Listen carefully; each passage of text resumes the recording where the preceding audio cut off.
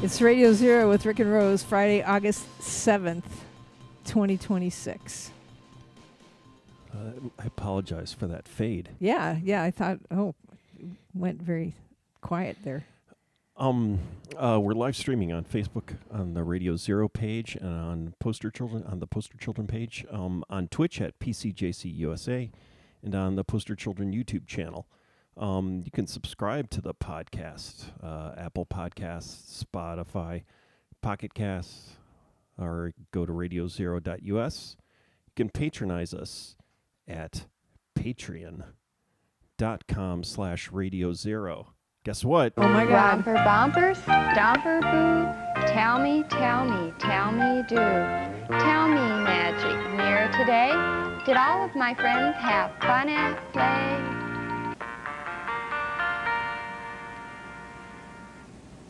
Got a new patron, Wow. Sean M. All right, thank you. Do we know this person? Probably. We know all our patrons by their first names. Sean. Thank you, Sean. Thank you so much. That's great. Yeah.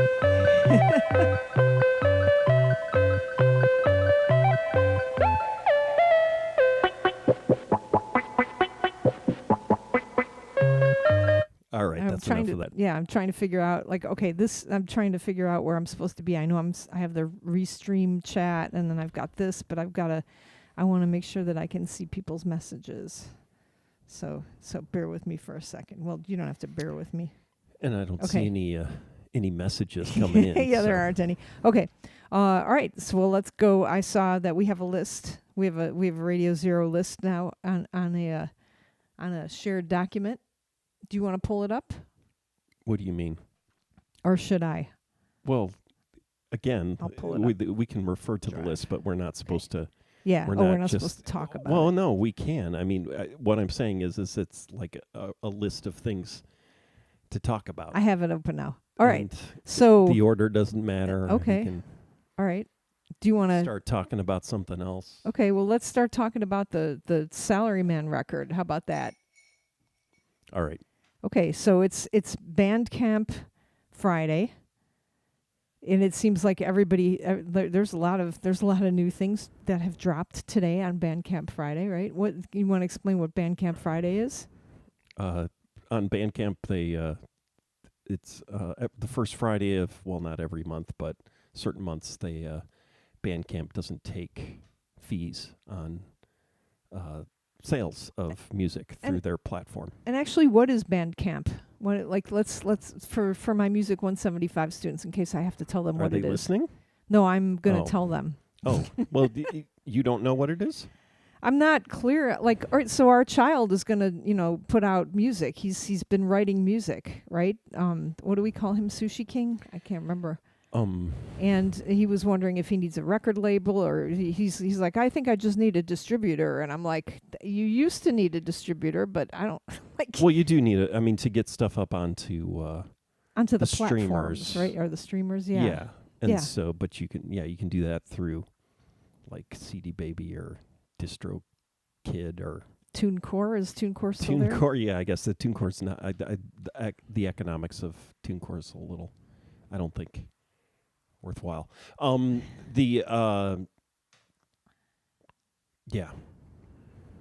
So that has nothing to do with Bandcamp, though. Right, Bandcamp is a music selling platform, so independent. So you're actually selling directly. They do have streaming. I mean, you can stream stuff on Bandcamp. You can, when you buy what? Yeah, you buy somebody's record digitally, right? Then you can stream through the Bandcamp app. But it's. I mean, I feel like anybody listening to this would know what. Yeah, but I don't either. So if you, let's say you decided you wanted to start a record label, you could do that, and then you could put your record label up on Bandcamp, and you could put records that are. But you can also, if you're just a band, your own music, right? Yeah, and that's different than label. SoundCloud, right? Yeah, SoundCloud. Well, I don't know. SoundCloud does. I actually don't know if you can do. I think you can sell stuff through SoundCloud now, but Bandcamp you can sell physical music and digital. Right. And so Lotus Pool, our label, it sells things through Bandcamp.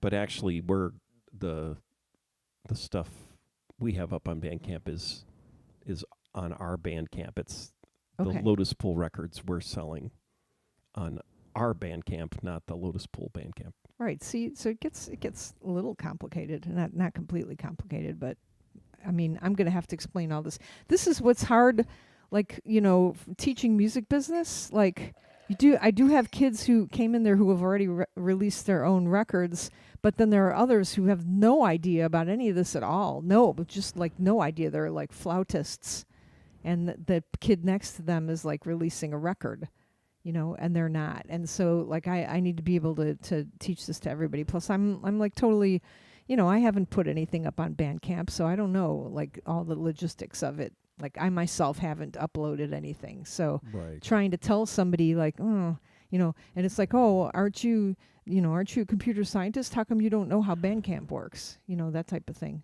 Well, it's just because, your book was up on Bandcamp, the Poster Children records up on Bandcamp, Salaryman records up on Bandcamp. So it's got lots of stuff on Bandcamp. Yeah, it's but I didn't put it up there. Didn't go through the administrative process. Exactly. I did all that, but it's like it's really just uploading audio files and. Do you need to get the rights to them? To the audio? Yeah. Well, let's say it's a kid, your music. It's not. You're not putting up. We shouldn't put up other people's. So music. let's say you're putting up a Girl Talk record because you're their label. Then what happens? I don't know. All right. I don't have experience with that. All right. So and Girl Talk is full of samples. So like let's say you're a kid in my class and you're putting up a record and it's full of samples. Do you have to get them cleared? So I'll have to. Are you asking, does Bandcamp do like whatever it is, like ID, copyright ID, audio ID on the music that's uploaded? Yeah. No. I don't believe it does. All right. But does that mean that you can put up other people's music, copyrighted music with samples? I mean, yes, you can. But then at some point, somebody's if you're you're putting up somebody else's music and selling it, somebody's gonna catch on. What if you're putting up an AI music that you created? I don't know. I actually don't know what the AI music policy is. Yeah, I'll have to look that up. Okay. All right. Well, anyway, so the new Salaryman record, why don't you tell us a little bit about it? And it's up for pre-order right now, right?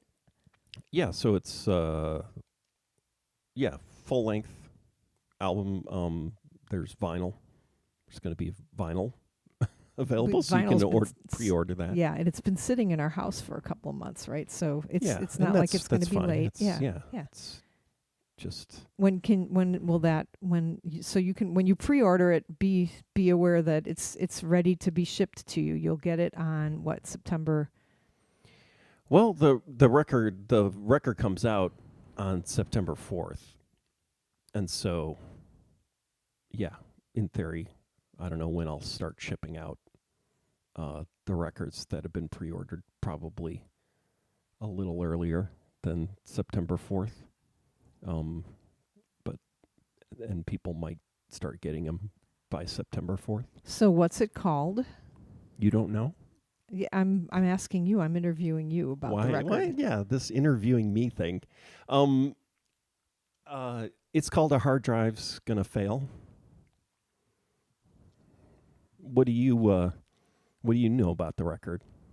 Okay, well, it's got some songs on it. I think we recorded it. So it's Poster Children members with Howie, not Matt as the drummer. Howie quit Poster Children but didn't quit Salaryman. So when we reformed Salaryman again, we were like, oh, he didn't quit that one. So I thought that was really, really sweet of you to ask him if he wanted to continue on, and he said yes. Because it had been how many years? I don't know. A long time. It's been a long time since we've released a Salaryman record, right? 20 years. Okay, so that's a long time. So so we got back together again. I think, was it 6 years ago or 3? It was 6, right? 4. Oh, 4. Okay. All right. 4 years ago, and just started jamming together as one does, right? And that's how. And did we recorded? We were just recording what we were playing, right? Yeah. Is that kind of how the first Salaryman record came about? Yeah. I mean, in our studio, we played kind of improvised stuff, and then I recorded it, and then edited the jams into more cohesive songs. Right. And so you did that with this one too, right? So how many songs are on there? 9 times. And they don't have lyrics, so how do we make the song title? You don't want me answering. You don't want me asking you the I'm questions. fine. It's yeah. I feel like I'm being interrogated or something. All right. We're not talking about the record where you're interrogating me. Okay. That's all. Okay. I'm sorry. I should be answering all these questions. No, that's okay. So yeah, we what was the question? I can't How do we remember. record? How do we come up with titles for the song names? I think sometimes it was just something somebody said. Like, I think I hit your car. Or what was it? Bag Boy had come into the studio rehearsal space, and said to Howie, "I think I hit your car." So it was that and so that song got that name. Roast Reed asks, "Did you sample OMD on one of the songs?" No, we didn't. I'm trying to think if we used any like early OMD instruments, like OMD, what is it? Yeah, what's the drum machine on like the first record or two? And I don't think we used. Yeah, I don't think there's any direct OMD references. Although I'm trying to remember on Dazzle Ship. So like, that's one of the things I want to do, and then I changed my mind. But it was like doing the equipment list, and so like all those early synth bands. Oh yeah. Human League also, right? You'd look at the credits, and it would list all of the synthesizers that were on the record. And at least Dazzle Ships, I know, has that listing of like equipment. And I'm trying to remember that list of equipment, and trying to remember if anything we used any similar equipment. We should totally, we can talk about the video in a little while, but we should totally do a tour of all the equipment, all the Salaryman equipment, right? Like we could even do one, it could be a series of releases and stuff too. Yeah, we'd have to do that when we're rehearsing or something. Well, I mean, I could give you a tour of the Juno 6 for sure. Yeah, so yeah, maybe when we're set up rehearsing. Yeah. So Russ Reed says, I still have the Lotus Pool compilation Feast of the Sybarites. Mm-hmm. And Tim Bauer says, greetings from Boston. I wasn't getting the texts until just now. Tim Bauer says, mushrooms. Not sure what that's referring to, but good for you, Tim. And then Danny Ingram says, now that you're a full professor, should you change the name to tenured man instead of Salaryman? Salaryman. That's good. Yeah. At ISU, let me just give you a little background at ISU there, Danny, and for everybody. When you come in, at least to our hallowed institution, you're what is it called, assistant professor, and then you're like that for the first kind of 6 years, or sometimes if you've come in as a different type of professor from a different institution, sometimes you come in with extra years. But then you get promoted to associate professor when you get tenure. So it takes about 6 years to get tenure, and then you're an associate professor. And we're full professors, so we've been tenured for a long time. I just need you to know that. But the salary. But we were we never s- salary. Yeah, yeah, that would be a what is it? Affiliate faculty man. well, we get salaries though. Yeah, we do, but Yeah. like it's like the differentiation between like salaried employee and a I guess we're salaried employees. But Yeah. So What about salary woman, huh? How come Yeah, that's what not? about yeah, that? yeah. that's not a Okay. not a term in Japan. We do have samples. Yeah, Danny knows. What about we do have some samples on the record, right? Or do we not? I'm sorry, I didn't hear your question. Yeah, okay. All right. And I mean, I'm kind of sad. Like, it occurred to me that I'm not using the TV set anymore, so I'm kind of sad about that. Well, you have a TV set. Yeah. I mean, we have it set up, but Yeah, I just didn't use it. you didn't use it. Yeah. Because are there any because it got like near the end there when we were touring still, like, first of all touring in Europe and then trying to get, first of all asking for a TV set. Oh, we need a TV set. What do you need that for? We'll use it in our music. Oh, okay, that's weird. And then we need a microphone for the TV set because the TV set's not going to go direct. And then Well, sometimes it did. yeah, sometimes it did. Yeah.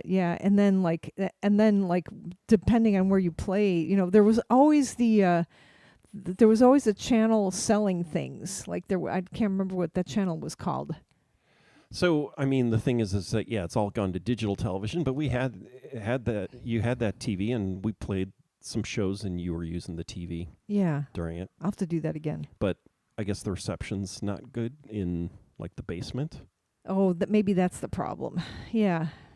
But it was always like I for me that was really exciting because you don't know what's going to happen. What's going to come into the, what's going to enter into the the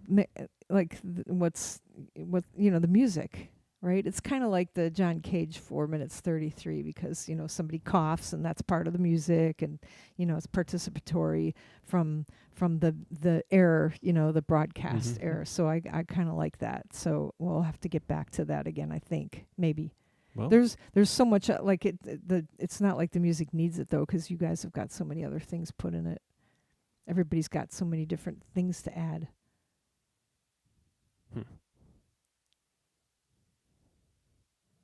Yeah, I mean it's kind of it's kind of your thing, like My decision. your if I instrument. use a TV set or not. Yeah. So Russ says the Lotus Pool website was the first I tried to access. This was 1995. After an hour, it had not loaded completely. Wow. I wonder if somebody didn't know how to. 1990. Wow. That's a long time ago. That's so cool.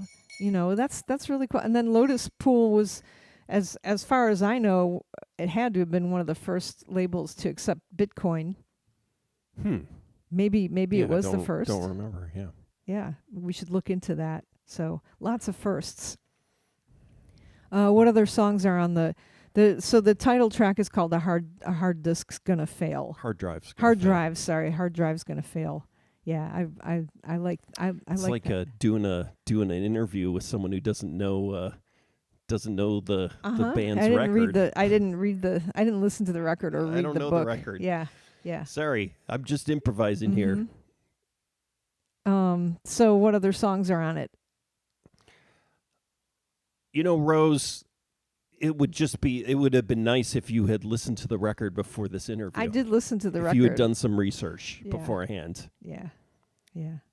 You want me to go? Okay, here. Let me look it up. The track list. You want me to? Please look up the track list because you don't remember it either. you're. Let's go through the we songs. we can talk about it, but Yeah. none of those songs are available yet. So we can talk about.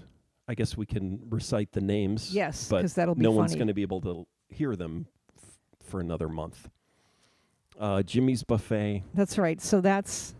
See, now we're going to talk all about these songs. Oh, and that then no one can listen to. Yeah, Maybe yeah. we should save that. Yeah, we'll save it. We'll save when it. the full Okay. record comes out. So the video's out now, though. And why don't you describe the video? I know people can watch it. People can just watch it. So we don't need to describe the video. Let's go on to the Why next don't you thing. describe it?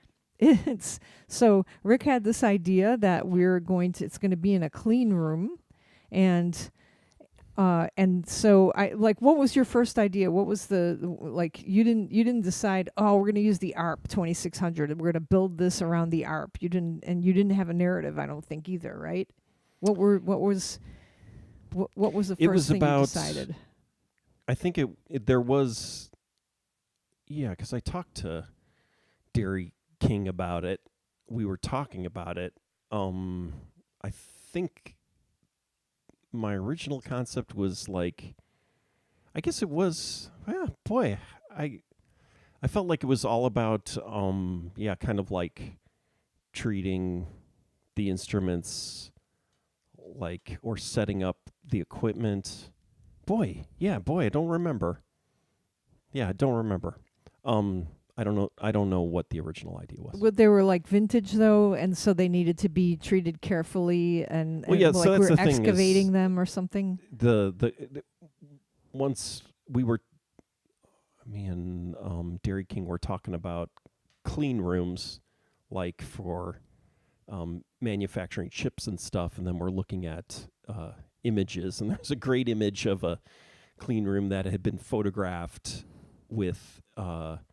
So in the old days, so this is this kind of white balance stuff, but you could take you had film that was set to sort of work with outdoor full frequency color or incandescent light, or you'd have to have a different sort of formulation of film, sort of color balance for fluorescent light.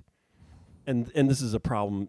You'll see it in movies that are shot on film, and then they'll intentionally this is a weird reference, but Joe versus the Volcano, when he's in the office and everything's kind of weird and green looking or sickly looking. Yeah. And so it's when you're using the color sort of balance, light balance, for a full frequency light, but then fluorescent light is more blue or green? I can't remember. But anyways, there was a photo of an old school photo of a clean room with fluorescent lights, and it was a weird green color, and it was ooh, that's really cool. It should be a clean room with that fluorescent skew.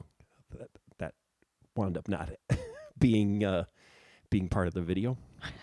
And then it was just all treating the instruments almost like a surgery, and then also kind of romanticizing them, or the kind of gear fetishism, with all this kind of stuff. Yeah. Everybody's, and unboxing, that idea of unboxing, right? So it was kind of similar to unboxing, oh, you've got new, but this is old equipment, so we're just kind of bringing it in, and and that technical thing. So it just kind of all grew from that idea of a clean room. And then, of course, it's just the same thing that apparently, I don't know, is a reoccurring theme or something I always do, is that everybody has a uniform or is in some kind of jumpsuit. I do that a lot. I feel like we've had a lot of videos like that. It makes it I was thinking oh, am I going to have to find a good white shirt? Because for Salaryman, we always dress in white shirts with black ties. And I know Howie was, Howie stopped and got a couple of white shirts on the way up because he didn't know that we were going to have the suits. But it was oh, that's great. We're not gonna have to worry about how our outfits look at all. They're just gonna be big white suits. Is that part of the thought of it? Or that would be a convenient thing. No, I think it was just that's what people in clean rooms wear. Yeah. Okay. And okay, let's see here. Is Cody B is asking, is Salaryman planning to tour? We would like to tour, right? Yeah, we've got one show at Pygmalion Festival in Champaign, Urbana, actually, end of September. In a boathouse on Crystal Lake. It's going to be so cool. With Basic, who contains Chris Forsyth, who guitarist, and then Doug McCombs from 11th Dream Day, and I forget the drummer. Sorry. Yeah, but and you a, were and a drummer. Yeah, we drove all the way to Champaign or Urbana actually to see that band. You were like, we have to go see this band, like many months ago, right? And now we're getting to play with them, so that's very exciting. Mm-hmm. And then you told Chris Forsyth that he was the greatest guitarist in the world. Did I? Yep. Or you told me, and I told him that you said it. Oh, okay. Yeah. And he was very, like, he was like, oh, thanks. You know, he was charmed. So you should always compliment people when you compliment. If you think about, like, oh, that person's, like, you think of a compliment about them, then you should tell them. It's nice. Yeah. Yeah. It's So always nice to compliment people. well, especially if you had thought you were like, you were like, oh, he's so great. You were like, and their show was great too. And so now it's really exciting that we're going to get to play with them. Mm-hmm. Do you know if that show is inside or outside? Somebody I think was it's in the asking me. boathouse. It's in the boathouse. I believe so. Okay. All right. Because I think Tarek is coming too. So. Nope. Ooh. Dairy King is home. Phone pickup. Yeah. Break.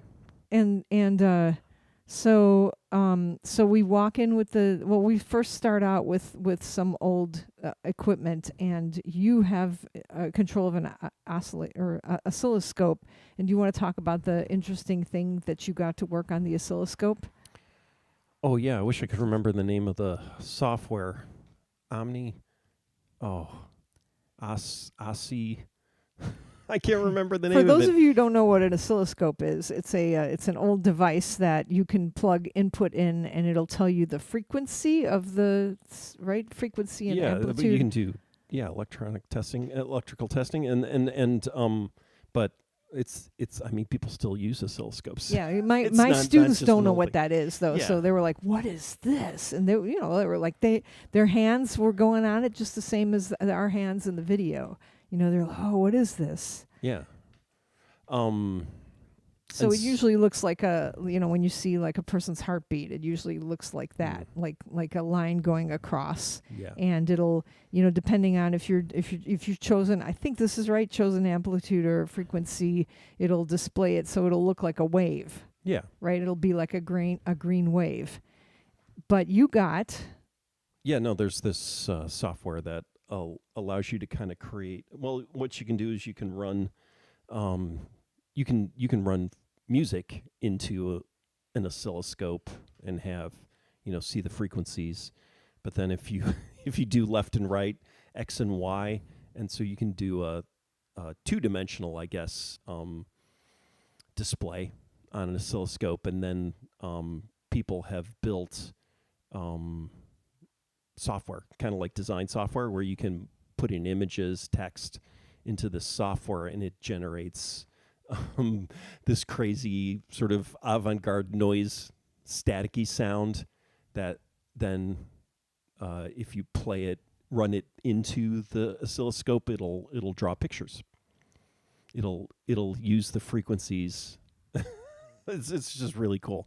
It's kind of like laser light shows, where they have the laser beam drawing letters and words and pictures, right? This is kind of doing the same thing, but it's using the beam on the oscilloscope to draw. Yeah. So how images. did you get so you feed the image into software, and it translates it to sound. Yeah. And it sounds like, or it sounds like My Bloody Sometimes, Valentine. yeah, depending on like how abstract the things are. Like the image of Salaryman, it just sounds like static, but it's very specific static in the left and right channel.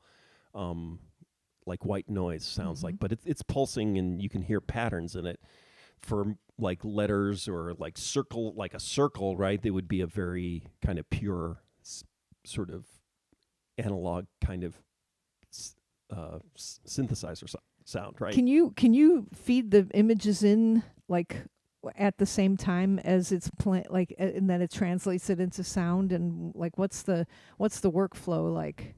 Well, I guess, yeah, you could probably so what I was doing is using the app to design the stuff, and then I'd have an audio track that I'd load onto a old MP3 player and run it into the oscilloscope, but you could just run it directly out of your laptop. If you had the Yeah, laptop you're just cables running it. to Yeah, just plug it in. Yeah, I could go direct. Oh, you probably could use like a virtual oscilloscope too.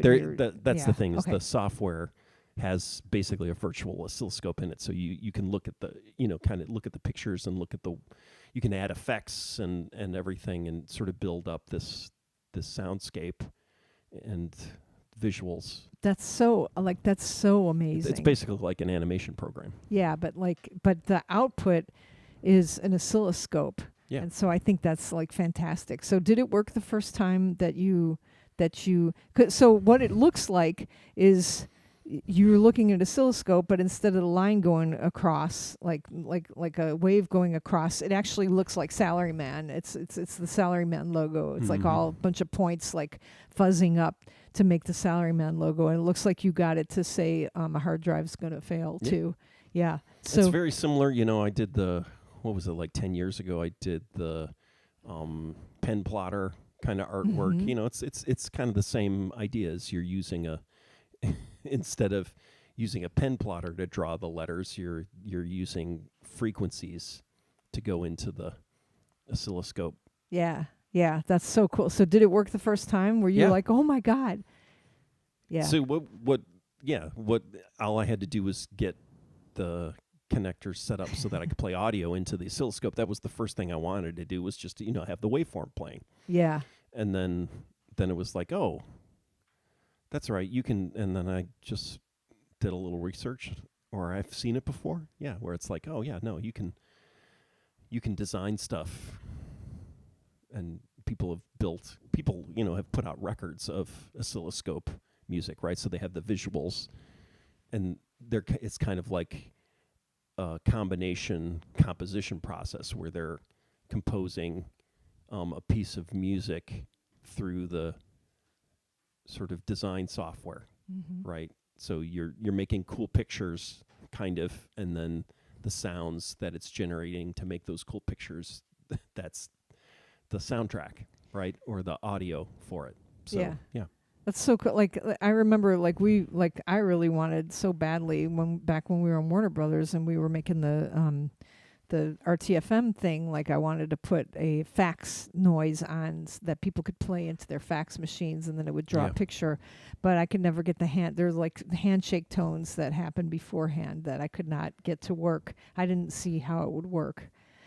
I thought, and I think there were multiple handshake I may have given up too early, but that was before the internet also. Now somebody's for sure done it.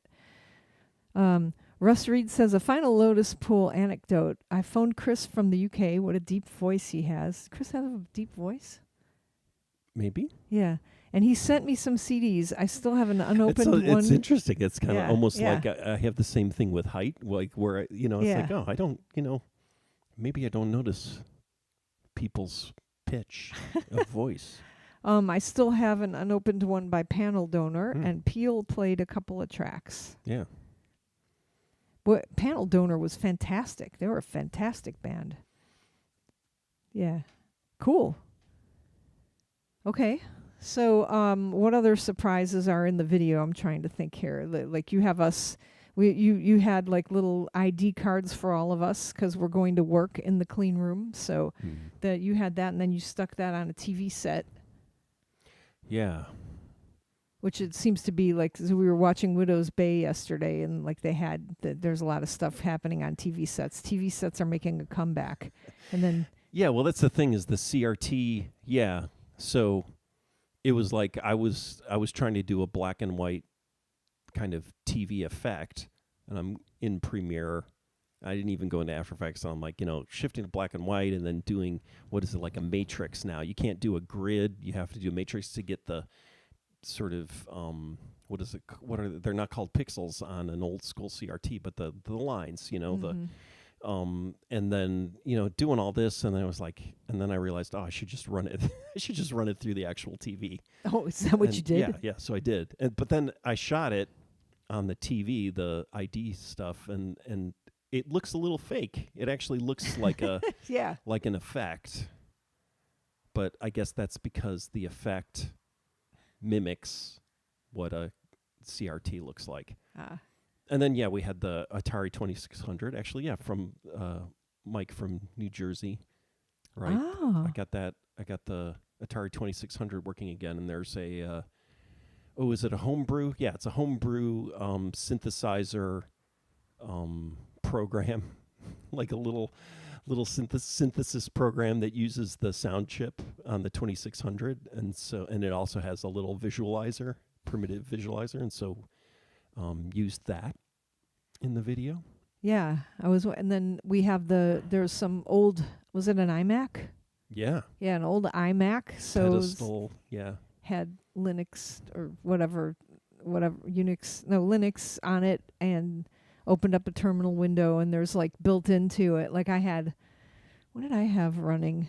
I'm trying to remember. There's like a built-in banner program where you can get it to scroll stuff. I had that, and then there's a monitoring program that tells you what all how much CPU all the processes that are running are taking at this, right? And then I had another, like, you can do a memory dump, and I had that running through also. Like, those are the things that I had.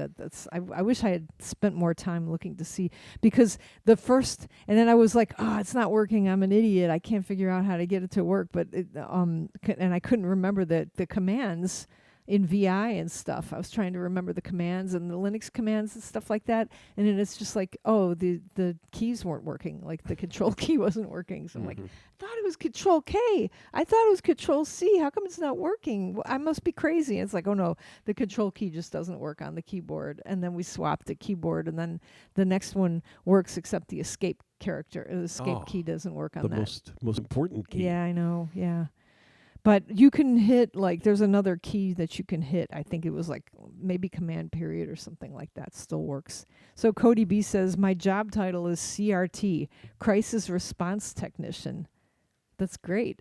Yeah, and I wanted Creative Technologies when our program changed to Creative Technologies. The 3-letter abbreviation in what is it, in the course catalog, right? I wanted it to be CRT. Yeah, that would have been so cool. But then, as we all know, a few years ago, critical race theory became a hot button issue. So anything that was CRT was like, CRT is a trigger word, and so it's it good was that like, we didn't use it. It's good. Yeah, we couldn't use that. But now it seems like seems like the CRT thing has died down, and it's back to cathode ray tube or crisis response technician. Yeah.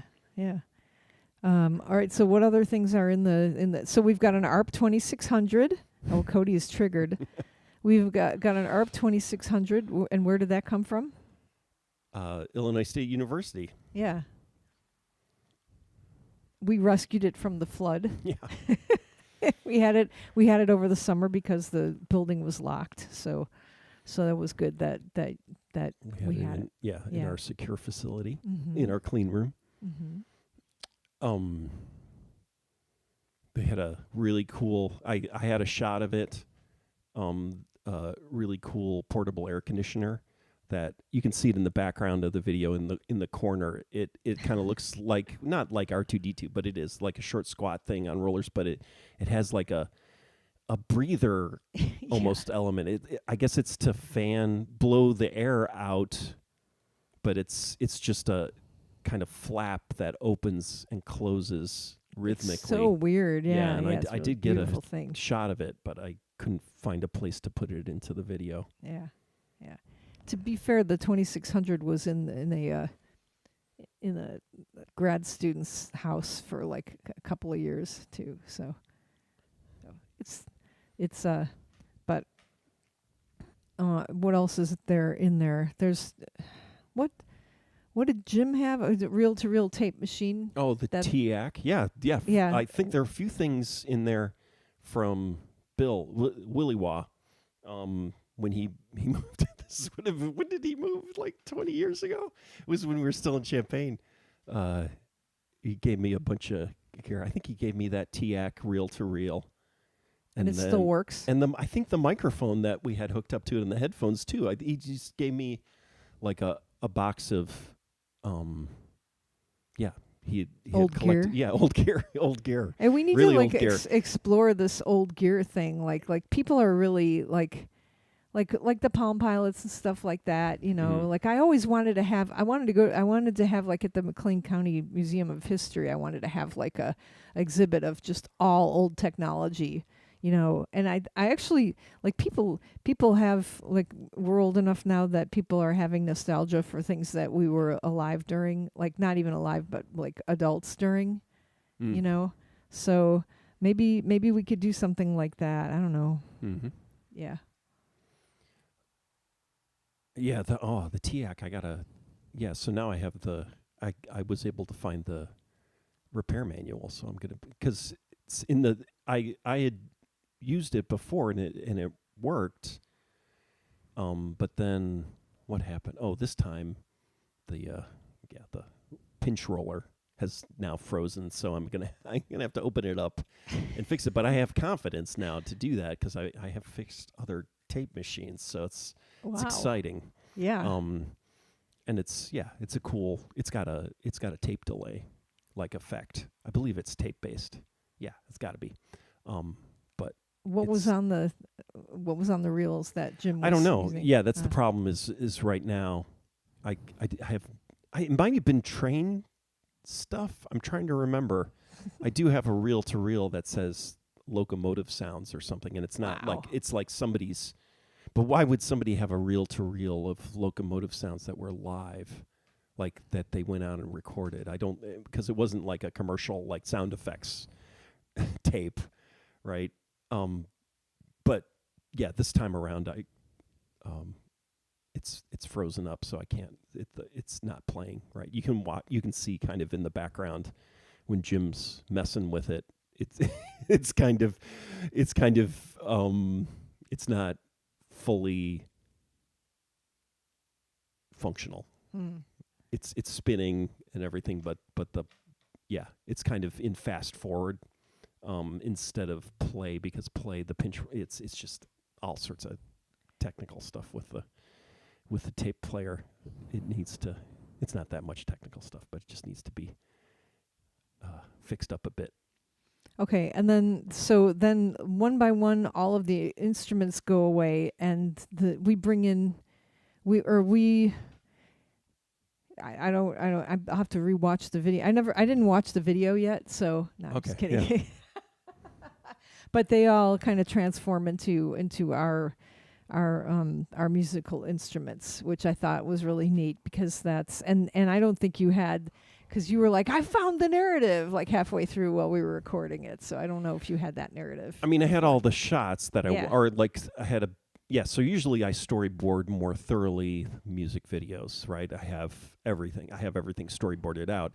And this, I just had some scenes storyboarded out, like, working on equipment and then bringing in other equipment. And then it's kind of like a surgery and everything like that. And then as we were shooting, it was kind of like, okay, well, we'll start out with doing scenes with all the, testing equipment or whatever, and then it was like, oh yeah, okay, we'll bring in Rose's synthesizer, and it'll go in the place of where the Atari 2600 was, and then it was like, oh yeah, okay, this is the story, not a narrative per se, but it was just like, oh, it's gonna evolve, it's gonna go from the testing equipment and then moving into us bringing the musical equipment in and testing it or looking at it or kind of touching it. That's what I wanted. Is fetishizing kind of touching it. Yeah.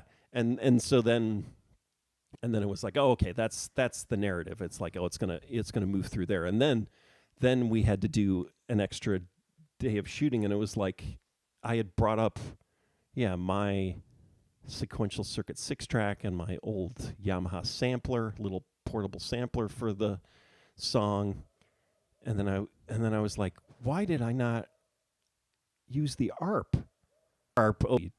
Finished off the video with the kind of religious icon or and it was and so that's the thing, is like everybody it was like everybody had different references. Oh, it reminds me of Severance. I was like looking at THX 1138, I was trying to get the colors right, and What else? What were some of the other things? I'm trying to think. Yeah, 2001, right? The room at the end. Will be interesting to hear what people say it Yeah. reminds them of. Everybody's got different, the Severance thing, that made me happy because I figured you've got a little bit of that in this. Like, there's very backroomsy. It's because it's all reference. Oh, yeah, back right, rooms. yeah. So it was like the kids were saying back rooms. Yeah. So it was like, but it's, for Severance, it's like, it's because it's referencing all those kind of 70s things. And then there are things like the Anderson tapes where it's got video cameras. Things are being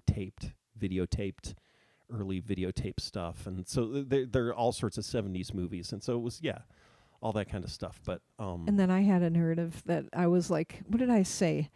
I was like, we come in, it's like we're scientists, but it turns into that, we're scientists using these old machines, but we're musicians, like we're making music with them. And so it's kind of like, scientists as musicians, which is really, or as artists, right? It's like scientists, because in this day and age, people are poo-pooing science, and people are taking money away from scientists and stuff like that, right? And so, scientists are not cool anymore, right? But so this is scientists as artists, whereas usually you see artists or musicians saying, "Oh, we're scientists," Really? But this is right. Interesting. Yeah. Scientists, really? Like who's like musicians?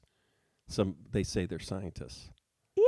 Man or Astroman, we're scientists. Okay. So, like, there's always there's always a, like you're either like, what are we? We're a rock band, but we're punks, or we're a rock band, but we're scientists. It's hasn't happened for a while, but like, Danger Rock Science, like the Balti's band. Yeah, I mean, I get it's kind of a new wave. Yeah. Devo. Yeah, Devo. We're thing. right. Yeah. We're not musicians. We're scientists. But this is like, it's definitely craft work. Yeah, but this is the scientists came first, and they're what they're doing is making music, is making art with their explorations. I don't know. That's my take on it. So we got Russ Reed says, I just found a great photo of Joe Zonal. I don't know who that is. I'm sorry, because I don't know anything. Playing a 2600 Weather Report. Okay. Yeah. And then Russ Reed says, maybe you should obtain an Alpha 77 used by Ermund Schmidt. Yeah, which is another person I don't know. Our synthesizer budget is The ARP was we spent all our money on the ARP 2600. Exactly. And it is currently being thrown out of our house, and have no money. No, the ARP's going back to the university. So that's the thing. It's not flooded anymore. Oh yeah. It's the all the old school equipment. Yeah. So for instance, Rose's Juno 6, you have that because you bought it in 1983. My parents bought it for me when I went to college. And somebody, don't it was somebody stop playing selling the piano. The old. Oh, this Juno 6, it doesn't have chips, presets. Right? Yeah, you can't do presets. Useless. So that's and then, why I my have sequential sequential circuit 6-track I bought new at Guitar Center in 1983 or 84.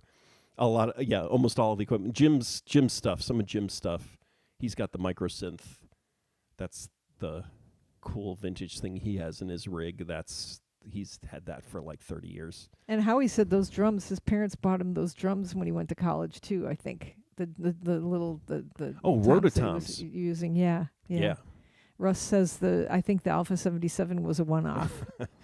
Yeah, somebody was talking about. See, I need to do a little deeper research in the synthesizer that's in, not cold brew. What is it called? What is the strange brew? There's the weirdest thing. The Bob and Doug McKenzie movie, Strange Brew, and then what's his name from the Swedish guy is in it. Is the evil guy, but then there's chef? No. What's his name from Ingrid Bergman? Oh, I was going to say Ingmar Bergman. Sorry, Jesus, Ingmar Bergman movies. What's his name? He's in 3 Days of the Condor. That's famous. He was in a Star Wars movie. Like he Skarsgård. He just died. He just died. Like, or is he dead? Is he like 100 years old? The actor. Anyway, he was using a. And then there's the evil assistant and he's making music on a synthesizer sampler kind of thing. That's, I think, I can't, do I really have to watch Strange Brew again? God, I hope which not. I saw in the theater. So disappointing. But I saw Porky's I understand it's twice. I mean, but it was such a disappointment when I first saw it.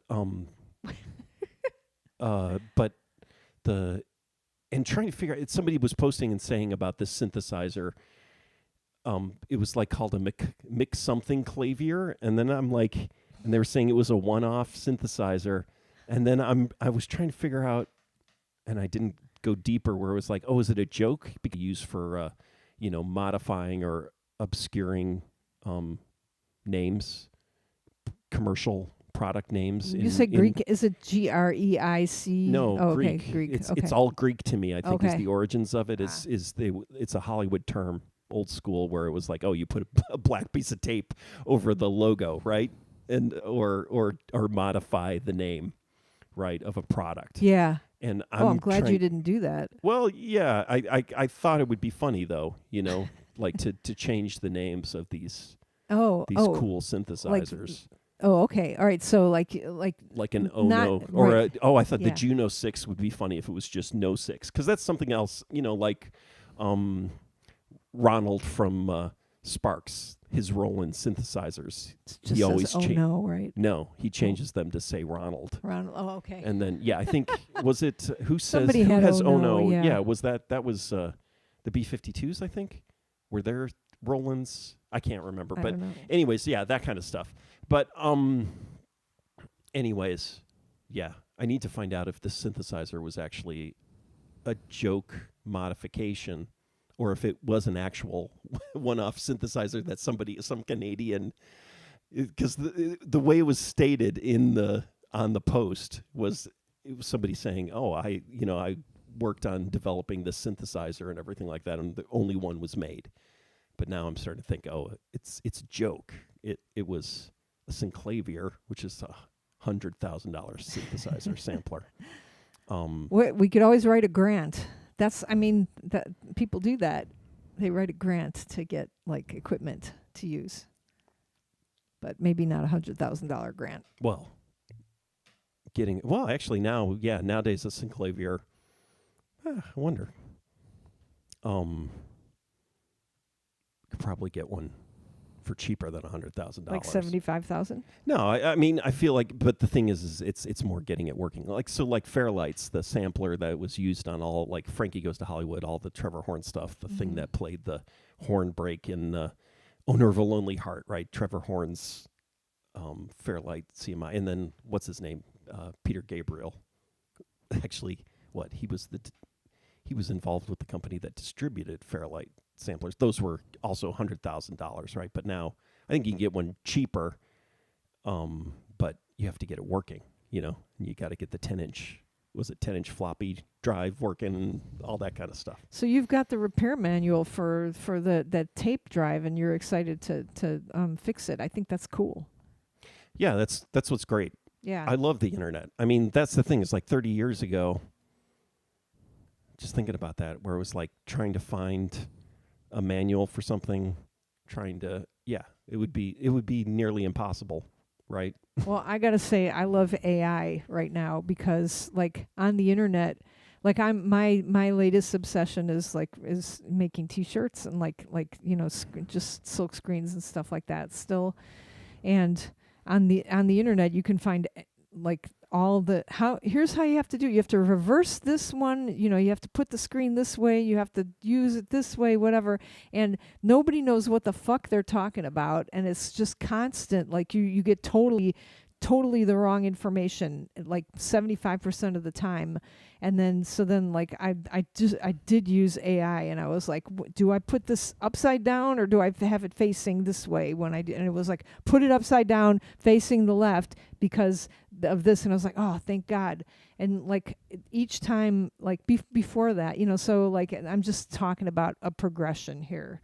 I'm saying that I'm glad you like the internet because it's made all this information available to you. I'm glad that there's AI for some information curation, like what's the word I'm looking for? Apparently I can't think of it because I've been using AI too much.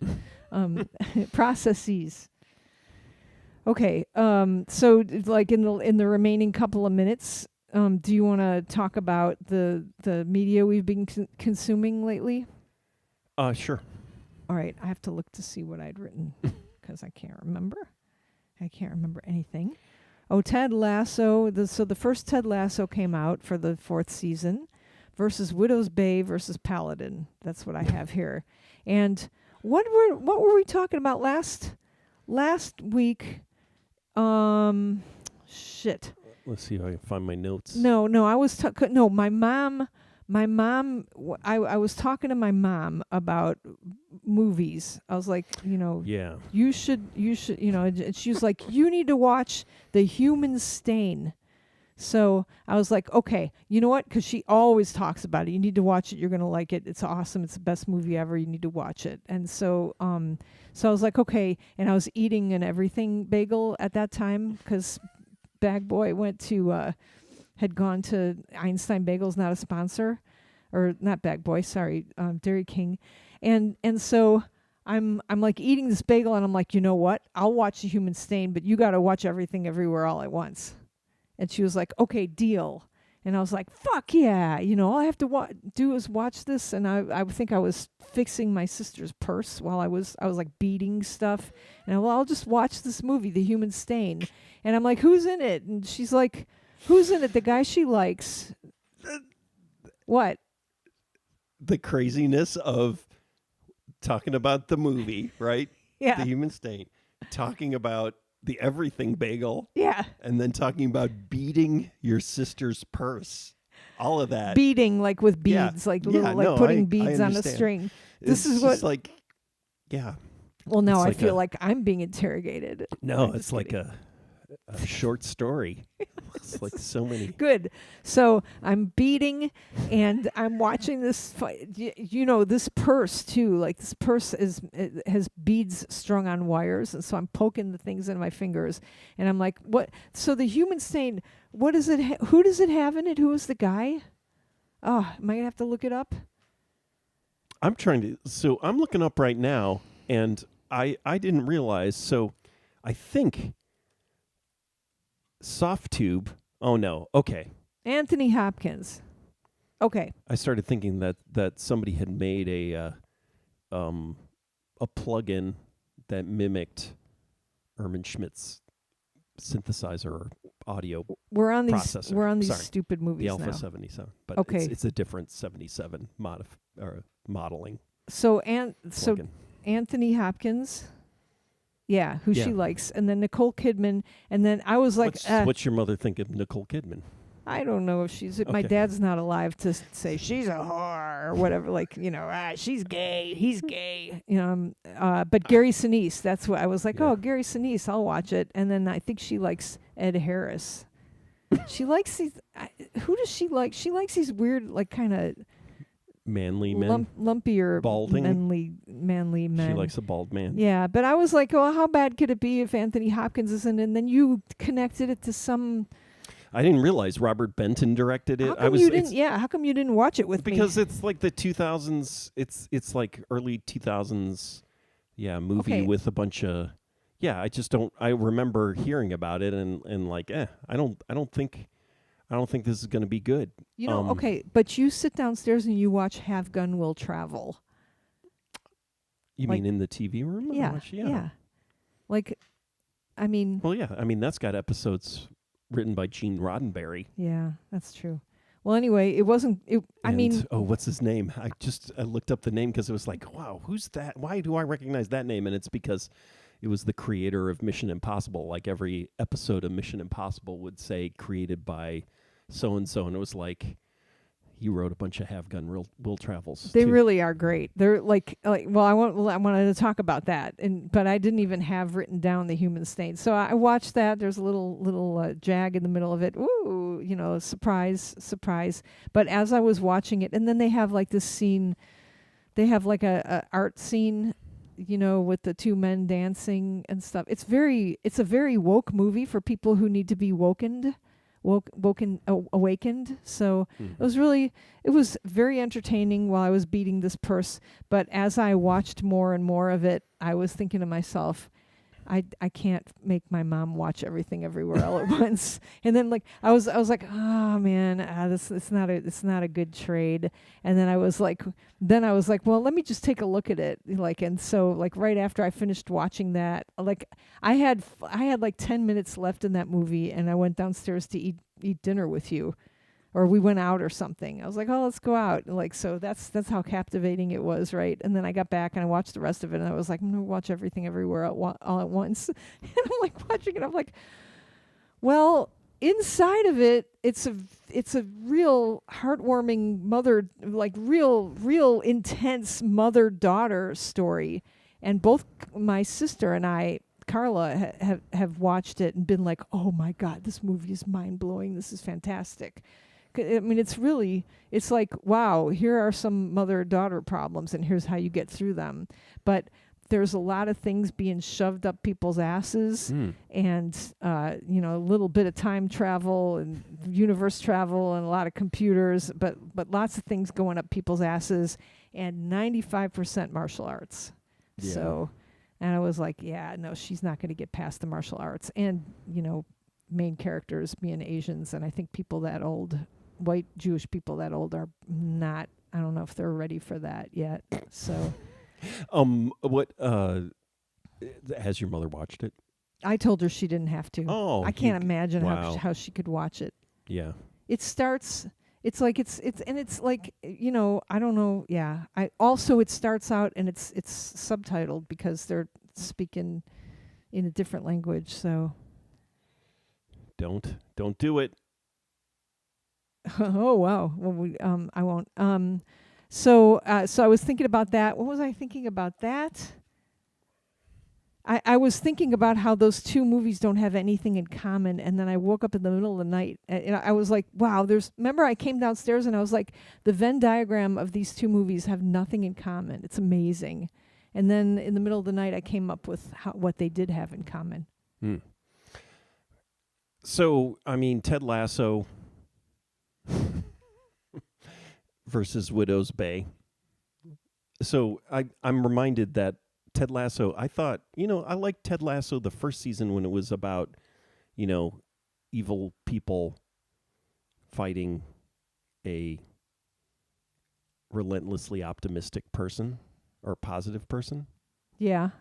And then after that, when it became more like trauma dumping and all about... There was some trauma dumping, yeah. Like constant. Yeah. Like it just got so dark. And then, I saw an interview with the guy, the old school television producer that was involved in it, and he was just saying, it's like, oh, that idea of this very positive person, but there's something dark underneath, and it's like, first season, yeah. I don't think that was there. I think, and it like, anyways, and so seeing now, we just watched the first episode of the 4th season, and it's like, oh, yeah, it's like, yeah, I don't know. I'm like, okay, well, maybe it'll be good, but we'll see. Whereas Widow's Bay, we've watched half of it, right? Because we had to we had to resubscribe to Apple TV to watch Ted Lasso, yeah. right? And so catching up on Widow's Bay, and that was I'm kind of enjoying it. It's like as much horror or scariness that I can handle. You're so funny. Last night you're like, this is great horror. It doesn't have any gore in it. There's no like body parts being cut off or anything like this. No, it's horror without gore so far. Yeah. Yeah. And for me, I hate any kind of horror. Like I don't like it at all. But this is like, I was kind of getting like it. So like how Paladin, Have Gun Will Travel. Have Gun Will Travel. Like I really enjoy that because it's like it's like a condensed Star Trek episode, right? Always in the West. So it's like fascinating. It's like somebody appears and there's a very quick. It's a little hero's journey and everything, right? Like something. 30-minute. Bad person appears that's anti-women, and then Paladin comes and saves everybody, and then it gets cut off at the last 5 minutes, like you talked about a couple of RadioZero ago, and so that's really, so it's really, you're not going to be like, you're going to be like, oh, that guy's an asshole, get him, Paladin, and then Paladin gets him, and like it's great. Yeah, little moral tales and everything, but so quick. But I guess also, so other shows, I feel like was like The Fugitive, the original TV series, was that also half Never hour? I need to go watched back. Yeah, no, but I need to go back and like look at some of the other ones that like, so half-hour drama, TV dramas. It's so compact. Yeah. Right? Seeing the formula and seeing And so that's what I kind of enjoyed about, like I'm kind of enjoying about Widow's Bay is watching it with you, because I like that I'm sitting with my husband watching TV, because that's what we're supposed to do, instead of sitting upstairs beating and rewatching Everything Everywhere All at Once. But so then, and then they're like in Widow's Bay, the guy will be like, well, everything's fine, just, and then somebody will be like, it's not fine. Don't do this thing, the second thing, or this third thing. Don't, just make sure you don't do these 3 things. And then he goes, oh, okay. And then he does the 3 things, and then nothing happens, and then something happens. And so it's just like they're giving you, it's kind of like they're giving, it's kind of like Paladin, in that like don't do these 4 things or these 5 things. Well, what I like about it, I mean, and it does have some flavor of Twin Peaks, but they're going, it's obvious now. I can see it as I'm like thinking, well, how are they going to make this, new seasons of this? But it's like, oh, each episode, and we've only watched half of them, is a different kind of horror trope or whatever thing, and they're just going through each one, and then there's the narrative that goes across the whole season, right? But then there is this kind of compact episodic thing, and it's like, so going back to my complaint about what was it, Andor, right, where Andor's just a 8-hour movie that's chopped into 45-minute segments, and those 45-minute segments are not, a lot of times aren't kind of cohesive sub stories, right? Whereas with Widow's Bay so far, it's been they're you have the internal beginning, you have the internal episodic narrative, right? Yeah. And then you have the larger narrative going on, which to me is I like, and is sort of representative of this kind of golden era of television or whatever, where new golden era where you have these. Well, it's interesting because I think it's more episodic. And then finding out, I'd heard an interview with the director, he's not the showrunner, but he's pretty actively, it's also the guy who did like Atlanta. So which I didn't watch. Yeah. I watched the first episode. So Atlanta had the episodic thing, but then sometimes they would do these weird out of context episodes. And so I like that. I like that where the episodes are kind of they stand alone, but then they're part of the larger narrative. But they're not I understand. You've got a cohesive thing. The Andor thing. But those, the thing is, the Widow's Bay ones are about 40 minutes, so they're going a little longer, and no commercial breaks. Yeah, but in the Widow's Bay, it's like, it's a more like what? I don't want to spoil it for anybody. No, And so one thing I want to say about it is, it's, to me, it's funny.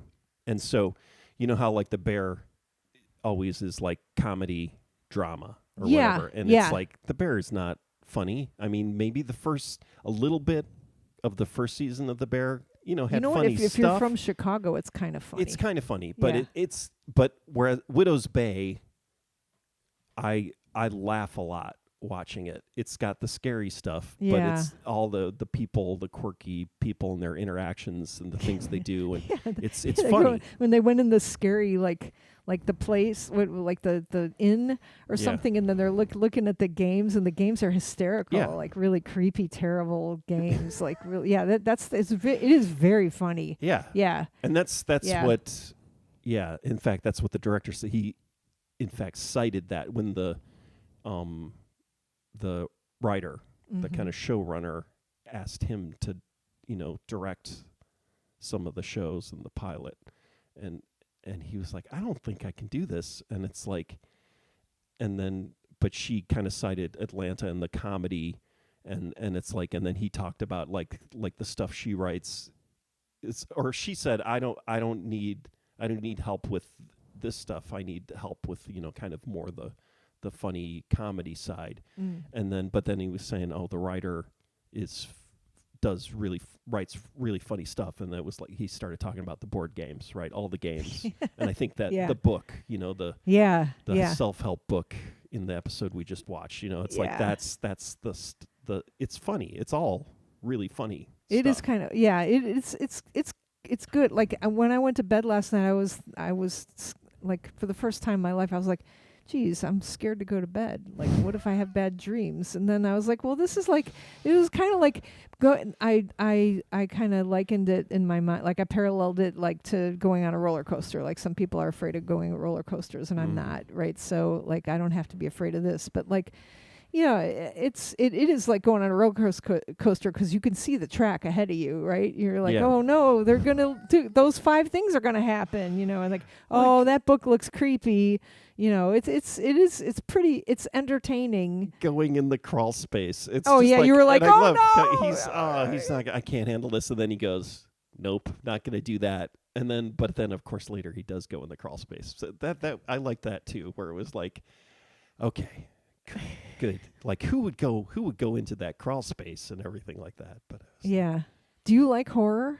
No, I don't. Okay. I'm not. Well, I like. You like it better than I do, but the bar. I don't is know low. if that's true, but I like. I mean, I like thrillers. I guess. I mean, I kind of. Yeah. I mean, I used to like Night Gallery and I don't like those any kind of that things, stuff. Twilight Zone, right? That kind of stuff, right? Yeah.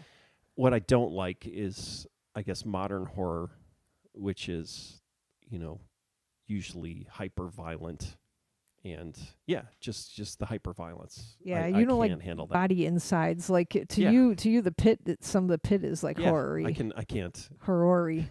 Yeah, totally. It's and So it's like I could barely handle most David Cronenberg movies, and then I could barely handle. Yeah, and so that's like what was it? The Substance. It was like. Oh yeah, no, I can't. I don't think I saw that. that. Yeah, no, we didn't because I could. Yeah, because you couldn't. Like, I was like, I just, I can't. I don't think I could watch this. Chad Twiner says, listening to my RTFM CD again the other day. Great record. Thank you, Chad.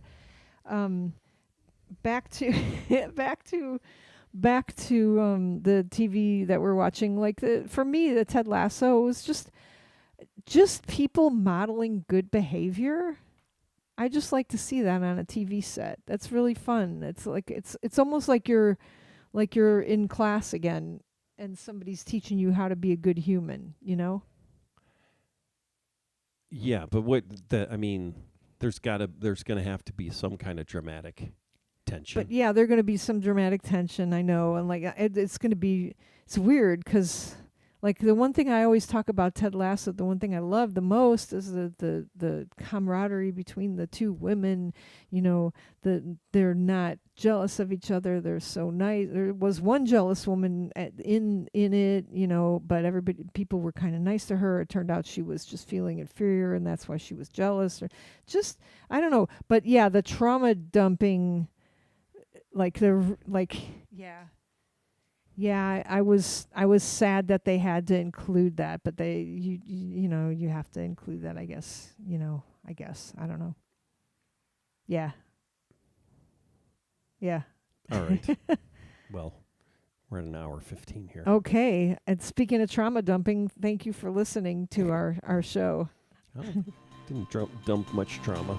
Yeah.